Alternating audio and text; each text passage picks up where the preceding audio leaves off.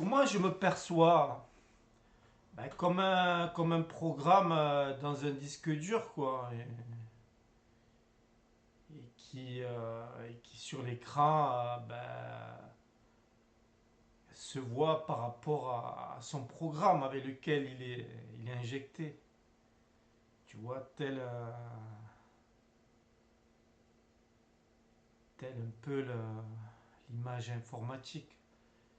Mais aujourd'hui, là, comment je me perçois à travers ce programme, c'est comme si je venais boucler ma boucle.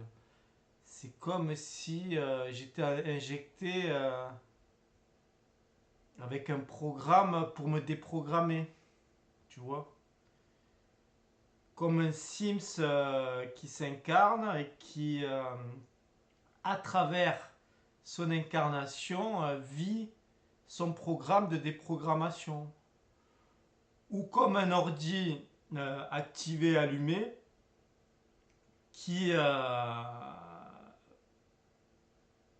la lecture de son programme, eh bien, il envoie le programme de déprogrammation. Tu vois comment je me perçois? Un peu à cette image, quoi. Voilà, c'est un peu ça l'image. C'est la métaphore, bon, la métaphore la plus belle de Socrate et Platon, c'est la caverne, hein. C'est-à-dire que tant que tu es au niveau de tes anciens programmes, bon, toutes les images, toutes les projections, les ombres qui s'agitent au fond de la grotte, bon, tu crois que c'est le réel, tu crois que c'est la réalité, tu crois que c'est la vraie vie, et t'es identifié à partir de ton propre programme interne à ces ombres qui s'agitent sur le mur de la caverne de Tonton, tu vois. Mais une fois que tu dépasses ces anciens programmes, bon, ben, t'as compris que tu n'es pas ton Sims, t'as compris que cette caverne de Platon, c'est pas le réel, et t'es juste là pour vivre une expérience, quoi. Tu vois. Et cette expérience, pour moi, c'est un jeu d'incarnation que je viens jouer. Si tu veux, quand je suis en dehors de la caverne de Platon, bon, ben, je suis dans un plan de conscience où il n'y a pas de différenciation, où il n'y a pas le côté relatif, où il n'y a pas ce jeu des polarités, où il n'y a pas ce jeu d'ombre et de fausse lumière. Et donc, comme j'ai envie euh, de me connaître à travers ce jeu de l'ombre et de la fausse lumière, ce jeu de dualité, eh bien, je crée, euh, je crée un subterfuge, un copier-coller du réel pour jouer dans ce jeu des incarnations. Et tant que je suis dans des anciens programmes, eh bien, je m'incarne à travers des Sims, à travers des jeux de rôle, et j'apprends à me connaître dans ce que je ne suis pas, quoi. C'est-à-dire le non-amour, c'est-à-dire le non-respect, c'est-à-dire n'avoir aucune valeur. C'est telle une conscience animale. Voilà, tu viens dans un ego surdimensionné et tu t'expérimentes à travers plein de jeux de rôle. Tu vois, voilà, c'est comme ça que je perçois la chose, quoi. C'est comme si je signais un pacte, hein, c'est le pacte du diable pour venir jouer dans ce jeu du monde démon, quoi. Un monde à l'envers, démon. Ce monde inversé. Voilà. Donc tu t'incarnes dans cette caverne de Platon et tu crois que ton sim c'est toi, tu crois que les ombres qui s'agitent au fond de la caverne c'est toi, etc., etc., etc., quoi. Et à travers cette loi de causalité, ce jeu de cause à effet, tu viens t'incarner dans plein de diffractions, quoi. Tu viens t'essayer dans plein de rôles, quoi. Voilà, et l'image que j'en ai, la métaphore, c'était la remise des Césars, avec le César d'honneur à Jim Carrey, quoi, où je comparais ce jeu des incarnations à l'acteur qui a une filmographie bien remplie, qui a joué plein de rôles, hein, des rôles symboliques, des rôles, voilà, quoi, où le jeu de l'âme, il est quand même, voilà, il joue des rôles super importants, hein. Dans Truman Show, il joue un rôle primordial. Dans The Mask, alias le masque karmique. Bon, enfin voilà, quoi, t'as plein de symboliques. Et je me suis vu, voilà, quoi. Je me suis vu à travers Jim Carrey, je me suis vu dans mon jeu d'incarnation, quoi, dans cette caverne de tonton, ou à travers ce casque holographique, quoi. Si tu veux, c'est quand tu viens dans l'incarnation, dans ce jeu de l'incarnation, c'est comme si tu te mettais un casque holographique, voilà, sur la gueule, et t'es pris dans un jeu de simulation, dans un jeu de projection. Et selon le programme avec lequel tu t'incarnes, eh bien tu viens jouer dans ce jeu de simulation, voilà, et à travers ton programme, eh bien, tu es confronté à plein d'événements, et tu te, voilà, quoi, et tu te simules une vie qui correspond à ton chemin sur la périphérie, quoi. Voilà. Et c'était marrant là parce que la remise des Césars, je sais pas, moi perso, je sais pas si c'est le vrai Jim Carrey qui est venu recevoir son prix. Je sais pas si c'était un clone, je sais pas si c'était un sosie de l'agence Ménilmontant, je sais pas si c'était un transformeur, maquilleur, qui a joué son rôle, mais c'est marrant parce que c'est comme l'acteur, quoi. Une fois que tu te retires de la scène, une fois que tu te retires de ce jeu cinématographique, de ce jeu d'acteur, bon, ben voilà, quoi, tu sors de ta caverne de Platon, tu sors de ce jeu de simulation, de ce jeu d'incarnation, simulation, projection, et tu retrouves le vide de ton être réel, quoi. Hein, tu te perçois au-delà de cette caverne de tonton, au-delà de ce casque holographique, au-delà de tout ce jeu cinématographique incarnationnel. Et c'est marrant parce que la métaphore de Jim Carrey, moi, elle me parle, quoi. Parce que même à la remise du César d'honneur, tu vois, on ne sait même pas si c'est lui on sait même pas si c'est lui qui vient se chercher son prix, quoi. Tu vois, moi, je me dis à la fin de ce jeu d'incarnation, voilà, si on appelle tous ceux qui ont fait la boucle, qui ont bouclé la boucle, qui ont fait le tour de la périphérie, qui ont bouclé l'alpha et l'oméga, voilà, si on nous remet un incarnation d'honneur, un jeu d'incarnation d'honneur, un bras d'honneur, voilà, qui va aller chercher le César, quoi. Est-ce que je vais envoyer un Sims holographique le chercher? Est-ce que je vais envoyer Est-ce que je vais envoyer un sosie? Est-ce que je vais envoyer Est-ce que je vais envoyer un clone? Tu vois, ça me fait rire parce que voilà, je sais pas, je vois des passerelles, quoi. Je vois des passerelles, quoi. La cinématographie de Jim Carrey, mon jeu d'incarnation, je vois des passerelles. Et cette remise-là, ouais, le suspense jusqu'au bout, quoi. Tu sais pas si c'est l'original qui est venu chercher son César d'honneur ou si c'est une copie qui s'est foutu de la gueule de tous ceux qui sont dans la caverne de Platon. Donc c'était marrant, ça m'a bien fait rire, et ça m'a ouvert des perspectives, quoi. C'était sympathique. Voilà ce que je voulais me témoigner. Après quand tu finis cette boucle, voilà, j'ai envie de te dire, tu t'identifies plus à rien, quoi, hein. Les ombres qui s'agitent dans la caverne, bon, ben tu t'en bats les couilles, quoi, hein. Qu'on t'agite du coco vide, qu'on t'agite de la guéguerre, US-Iran, qu'on t'agite une liste coin-coin, Epstein, Epstein, qu'on t'agite. Voilà, on peut t'agiter tout ce que tu veux. Bon, bah, tu n'es plus.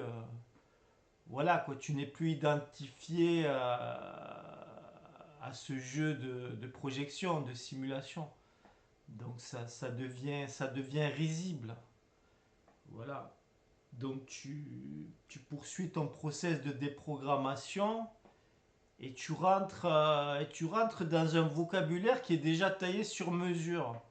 Hein, je suis tombé sur le mot métacognition, c'est-à-dire c'est la pensée qui observe ses pensées, quoi.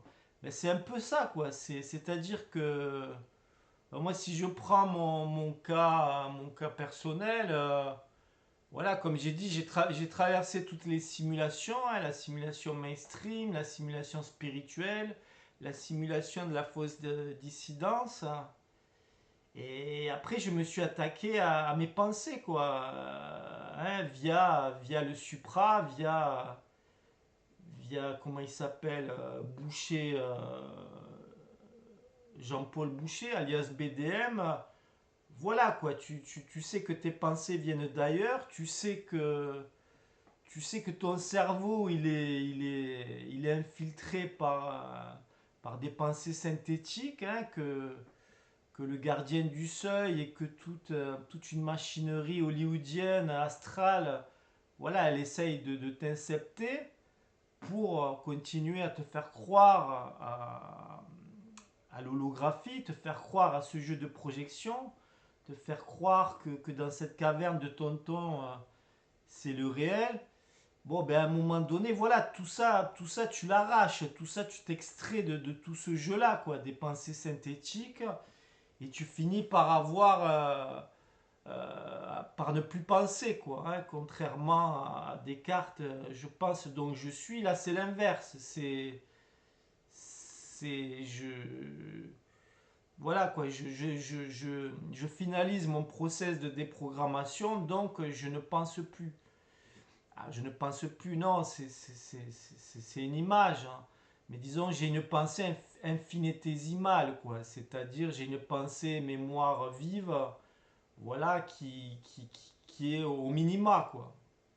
Hein, une pensée qui est reliée à un plan, je sais pas, quoi, au plan de l'esprit, au royaume de l'esprit, et je pense à minima, une pensée infinitésimale. Donc, lorsque des pensées synthétiques, astrales, mémorielles, collectives ou individuelles tentent de m'incepter, bon ben là mes snipers ils tirent dessus. Voilà, mon observateur il regarde ça et mes snipers ils ne laissent pas, voilà, ils se laissent pas, il n'y a plus de porosité au niveau de mon plan mental, quoi, il y en a presque plus. Alors bon, quand tu vis un mini-choc vibratoire, émotionnel, bon, t'as des tsunamis de pensée qui t'envahissent, mais bon, tu les regardes, tu les laisses défiler, et puis tu les laisses repartir comme elles sont venues, et tu reviens à ta centricité, quoi. Et donc, tu es dans ta métacognition, quoi. Là, c'est intéressant, quoi, parce que c'est une clé de souveraineté, quoi. Quand tu redeviens maître en ton plan mental, bon, ben, c'est une clé de souveraineté, quoi. Tu te laisses plus manipuler par des pensées qui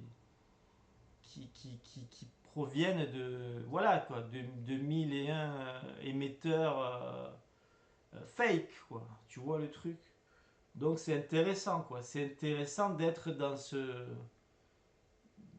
truc de métacognition, quoi.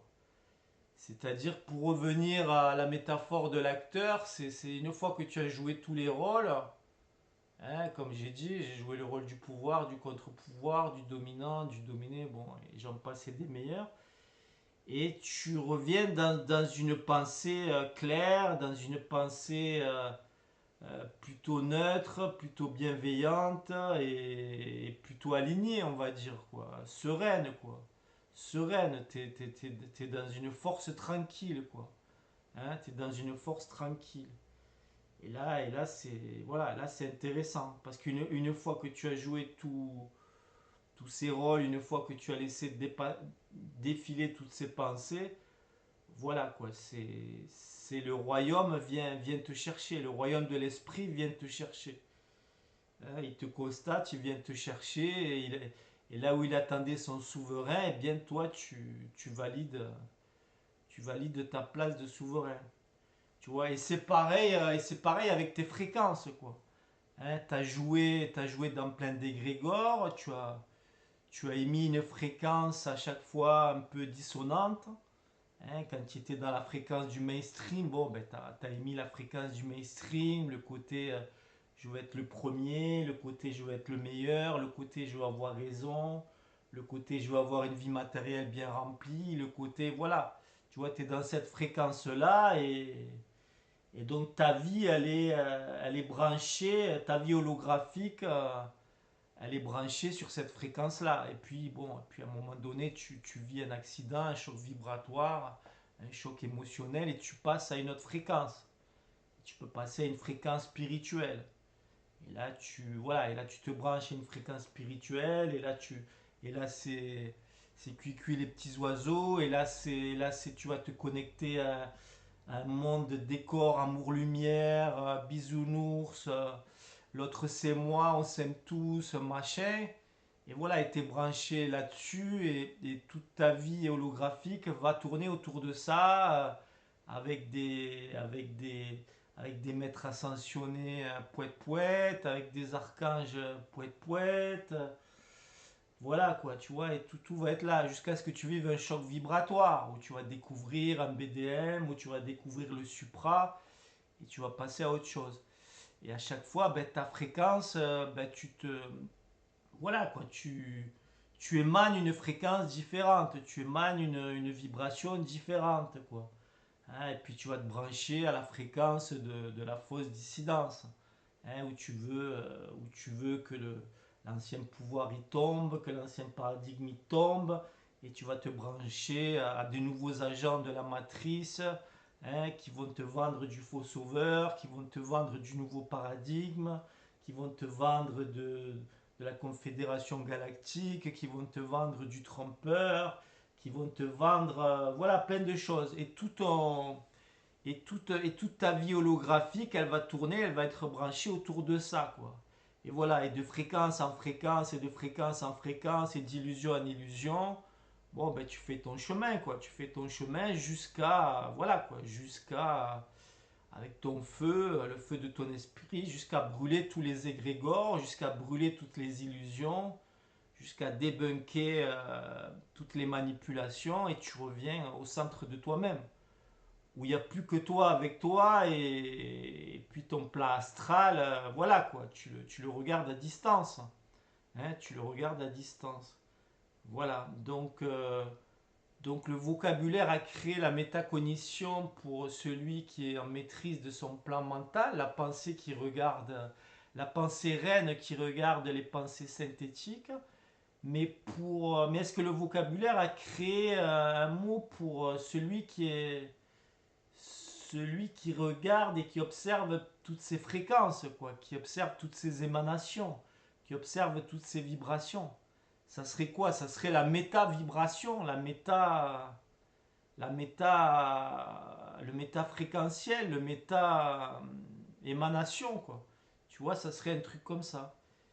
Et quand tu arrives à maîtriser eh ben, tes pensées, ton plan mental et tes fréquences.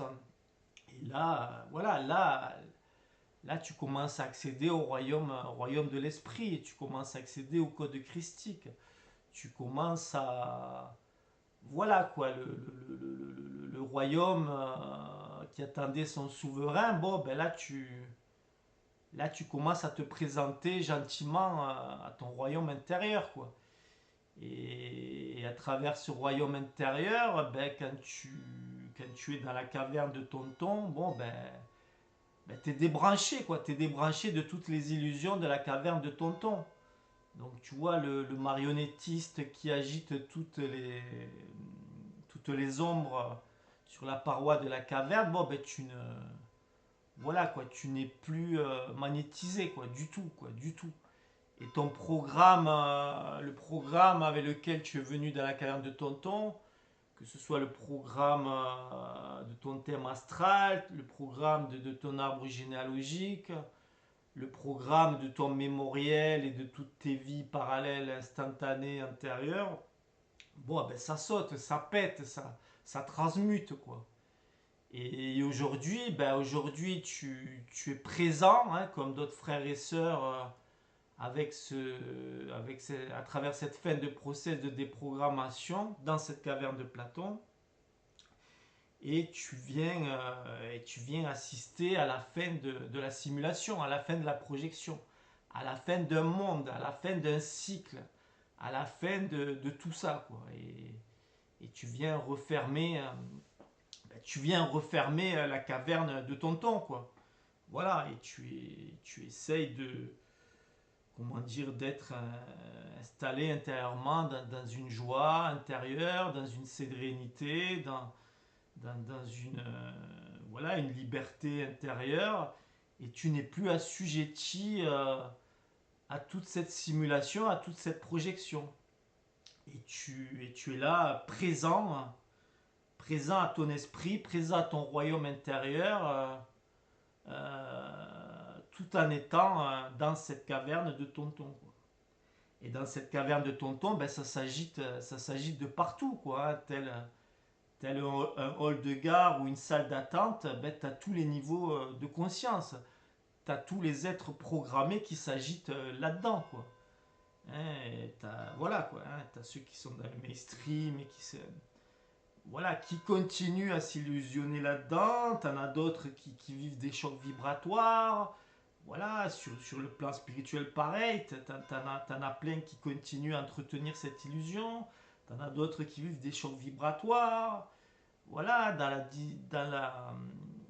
la pseudo-dissidence, pareil, t'en as qui continuent à croire à leur sauveur extérieur, à leur fédération galactique, à leurs IT. Mais tout ça, voilà, ils le vivent à travers leur casque holographique, à travers leur, leur simulation, quoi. Et toi, t'es là, et voilà, quoi, tu te promènes, quoi, tu te promènes dans cette caverne.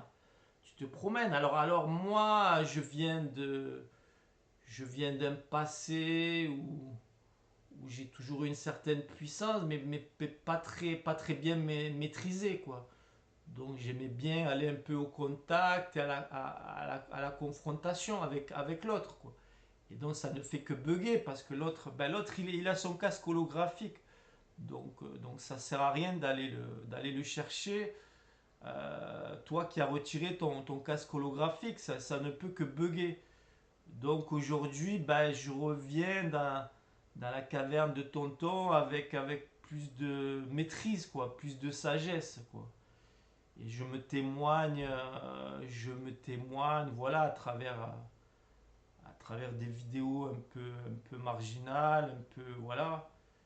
Et ça me fait du bien de me parler à moi-même, et puis s'il y a ce jeu d'émetteur-récepteur, et si je reste en résonance avec celles et ceux qui vivent ce même process de déprogrammation, ben, c'est toujours agréable et c'est toujours régénérant, quoi, de pouvoir communiquer, échanger avec ceux qui vivent plus ou moins les mêmes désillusions, les mêmes démystifications, le même chemin de désillusion, quoi, et d'initiation. Voilà, donc j'apprends plus à être plus dans la maîtrise, à maîtriser plus cette puissance, et voilà, et essayer de trouver une sagesse intérieure, un côté posé dans ce hall de gare, dans cette salle d'attente. Ben voilà, j'essaie de trouver une tranquillité, quoi. Et puis s'il y en a qui sont aptes à entendre certaines choses, eh bien je peux comme Socrate,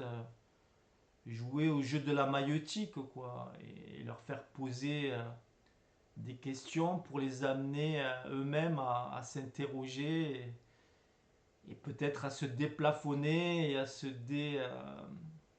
démagnétiser de certains égrégores, de certaines croyances, de certaines illusions. Voilà un peu où j'en suis. Donc à l'image de Jim Carrey, voilà, je me remets un César d'honneur pour l'ensemble de mon œuvre cinématographique, incarnationnelle. Et je reste dans la caverne de Platon, quoi. Voilà, alors après je peux, je sais pas comment dire, quoi. Voilà, je peux m'adapter à l'autre, voilà, de mille et une façons, quoi, de mille et une façons. Et j'ai envie de conclure en disant, ouais, je comprends qu'en fait, la simulation, elle a horreur. La simulation, elle est simulée, hein. Ils ont horreur d'être confrontés, quoi, à leurs propres enjeux narcissiques, à leurs propres simulations. Et moi, j'ai toujours été provocateur, j'ai toujours aimé aller un peu donner le bâton pour me faire battre. Et aujourd'hui, je constate, eh ben oui, que la simulation, elle est simulée, ils ont horreur d'être confrontés à eux-mêmes.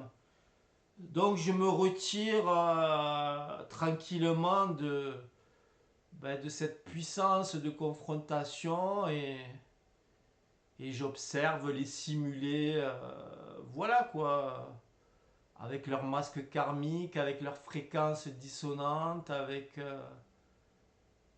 voilà quoi, avec leur niveau de conscience et de perception et voilà, et tel le féminin et le masculin qui essayent de s'alchimiser, de s'équilibrer, de réaliser ces noces alchimiques, eh bien mon âme mémoire, mon côté, voilà, mon côté féminin, il apprend à faire la paix avec cette simulation et tous les simulés qui continuent à jouer leur jeu de rôle. Et puis mon côté feu masculin, voilà, il continue à détruire toute forme de simulation, mais pour moi-même, quoi. Pour moi-même et pas pour les autres, quoi. Pour moi-même. Et arriver à tel un Jim Carrey, voilà, à ne plus avoir besoin de jouer des rôles, quoi. À plus avoir besoin à s'incarner à travers un Sims pour venir expérimenter ce jeu des polarités, quoi. Et ne plus être, comment dire, magnétisé par une lumière blanche ou par un ange, un archange, pour revenir jouer dans le cirque. C'est-à-dire qu'aujourd'hui, quand tu es dans ta métacognition, quand tu es dans ta émanation, bon, ben, tu as mis en lumière tout ton plan occulte, tout ton auto-occultisme, tout ton plan astral. Donc tu mets en lumière ce jeu des formes, quoi. Donc maintenant, quand une vibration, elle se présente à moi, bon, ben, je la regarde au-delà de la forme, quoi. Donc dans ce côté-ci du voile, voilà, quand le tout autre, je suis amené à le rencontrer, bon, ben, je le perçois au-delà des formes, au-delà de son masque karmique, au-delà de sa fréquence dissonante, au-delà de son jeu de fausse lumière, de son jeu de politesse, de son jeu de je suis tout beau, tout gentil. Voilà, je vois qui est derrière cette forme. Et pareil, au niveau des plans invisibles, voilà, si demain la forme d'un archange, ou la forme d'un ange, ou la forme d'un maître ascensionné se présente à moi, ben, il me semble que je suis en capacité de voir ce qu'il y a derrière la forme, derrière le masque, quoi. Et donc je n'ai plus à être magnétisé pour venir jouer dans ce jeu de la cinquième race, comme disait BDM, hein, comme disait Boucher Jean-Paul, quoi. Aujourd'hui, tu viens faire ton travail de préparation dans cette caverne de Platon pour pouvoir te manifester à travers ton soi individuel et collectif dans une sixième race réalisée, émancipée de ce jeu de rôle, quoi, de ce jeu des polarités, de ce jeu de la forme, de ce jeu d'être magnétisé par le monde des formes, quoi. Pour moi, si je m'associe à BDM dans cette sixième race, ça serait un soi collectif qui n'est plus magnétisable via le jeu des formes, quoi. Via la manipulation des formes. c'est que l'être il est nu, il est authentique, il est dépouillé et il ne peut co-créer, coexister qu'avec d'autres êtres comme lui qui sont dépouillés, nus, authentiques et qui manifestent leurs vibrations originelles.